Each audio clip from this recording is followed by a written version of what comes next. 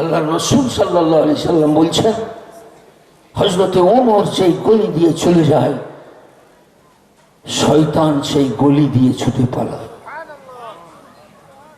যারা হযরতে ওমরের 20 রাকাত তারাবির গলি দিয়ে ছুটে পালিয়ে যাচ্ছে, ওরা কারা বলুন তো? আরে বলতে পারছেন নি? এটা তো পড়া। আল্লাহ রসুল বলছেন যে এই পথ দিয়ে হযরতে ওমর যায়, শয়তান গলি দিয়ে ছুটে পালায়। হযরত ওমর বলেছেন 20 রাকাত তারাবি, সেই পথ দিয়ে যারা ছুটে পালাচ্ছে ওরা কে আপনি বুঝতে পারছেন না?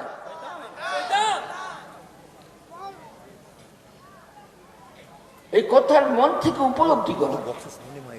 সেই ভাইরা আহলে হাদিস হয়ে গেছে, বলছে ওরা হাদিসের কিচ্ছুই বুঝে না, ওরা হাদিসের কিচ্ছুই বুঝে না। কতগুলো আরবি না জানা ইউটিউবার সুন্দর বক্তব্যটা শুনেও ভাবছে এটাই সহি, সেই জন্য মেনেছে। ও সুদিন জেনে যাবে ও হযরত ওমরের বিদ্বেষী, ও ছেড়ে দিতে বাধ্য হবে যে আমি হযরত ওমরের বিরুদ্ধে যাব।